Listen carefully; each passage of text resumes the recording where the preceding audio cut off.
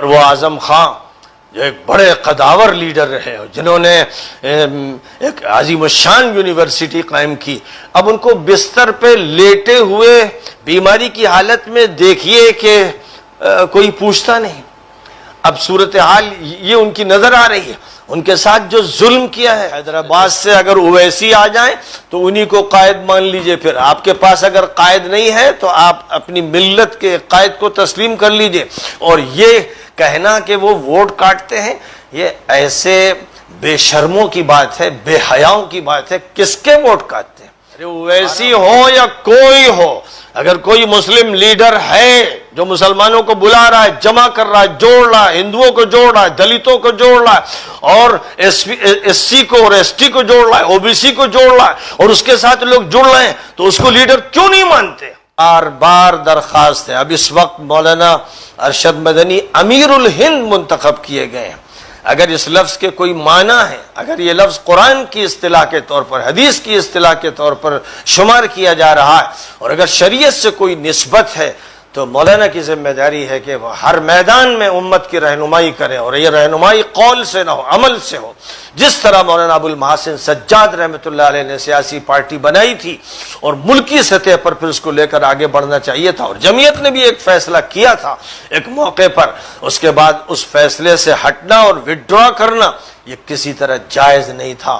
اور ضرورت ہے کہ اب اس وقت جو صورتحال یو پی کی ہے اور پھر پورے ملک کی بننے والی ہے 2022 میں اور پھر 2024 میں، اگر اس موقع پر جو قائدانہ کردار ادا کرنا ہے، جو سیاسی رہنمائی کرنی ہے، جو سیاسی عمل کرنا ہے، اور ملک کو جس خطرناک بحران سے نہیں بلکہ ملک کو جس خطرناک انجام سے بچانے کا کام ہے، اگر اس وقت مولانا نے نہیں کیا تو پھر امیر الہند مذاق بن جائے گا، جمعیت العلماء ایک تاریخ کا حصہ بن جائے گی، اور عوام علماء سے بالکل کٹ جائیں گے، علماء کی رہنمائی کے کوئی معنی نہیں ہوں گے۔ صرف مدرسے سنبھالنے اور صرف چند مسئلے بتا دینے سے اسلام کی نمائندگی بہرحال نہیں ہوتی ہے۔ اس لیے میں پھر درخواست کرتا ہوں، اور میں نے کہا تھا کہ میں 40 پارٹیاں مولانا کے ساتھ کھڑی کر دوں گا، مولانا ان کے سربراہ بنے، بجائے اس کے کہ ایک چھوکرا لونڈا جس کے دور میں 100 فساد ہوئے اور مظفر نگر کاٹ کے رکھ دیا گیا، اگر اس کے سامنے جھک کر اس کو اپنا اور مسلمانوں کا لیڈر بنانے کی بات ہے، خدا کی قسم یہ سیاسی شرک ہے، اور اتنی بھونڈی غلطی ہوگی جس پر اللہ کا غضب بھڑک جائے گا، اور نبی اس سے نفرت کریں گے، اور فرشتے اس پر لعنت بھیجیں گے کہ اگر اسلام کی نمائندہ قرآنی اور حدیثی قیادت نہ کرتے ہوئے کسی دوسرے کو اپنے سر پہ بٹھا لیا گیا، جو بچولیا ہے، جو ہمارے کاندھوں پر بیٹھ کر اپنے محل بناتا ہے، اپنی دکان سجاتا ہے، اس کا کوئی جواز نہیں، اس کا کوئی جواز نہیں۔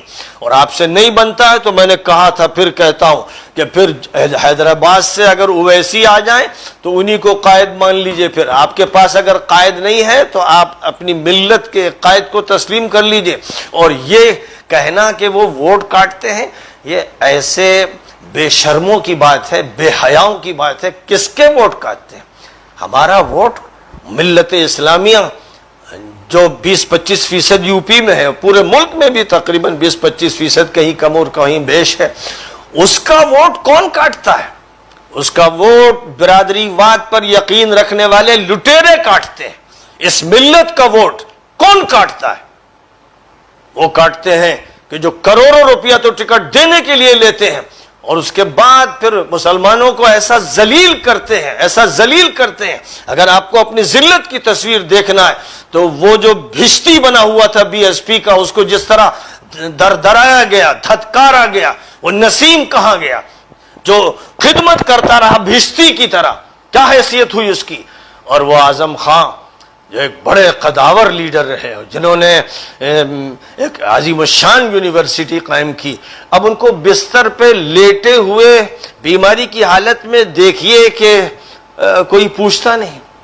اب صورتحال یہ ان کی نظر آ رہی ہے، ان کے ساتھ جو ظلم کیا ہے ایس پی نے، ان کے ساتھ جو رویہ اختیار کیا ہے اس پارٹی نے، جس پارٹی کو مسلمانوں میں متعارف کرانے اور سب سے زیادہ اس کے حق میں بیان دینے کا کام اعظم خان نے کیا ہے، ان کا جو حشر کیا ہے ان غداروں نے، بے وفاؤں نے اور بدماشوں نے، اس کو چاہیے کہ آپ ملت کی تصویر اس میں دیکھ لیں.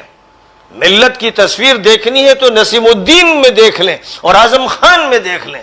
اس کے بعد جواز اس کا نہیں رہتا ہے کہ جو ہم سے ووٹ لے کر اپنا کام کرتے ہیں اور کہتے ہیں ووٹ کاٹنے کے لیے آ گئے.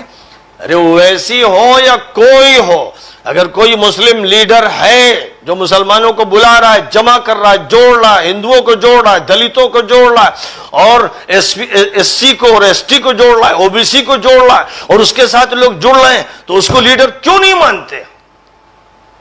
یہ دوغلاپن کیوں ہے؟ یہ اللہ سے لڑائی، اسلام سے لڑائی، نبی سے لڑائی، فرشتوں سے لڑائی کیوں ہے؟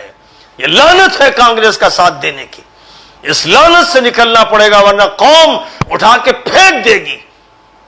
اس لیے سن لے، لوگ صاف سن لے، تبصرہ کرنے والے تبصرہ کرتے رہیں.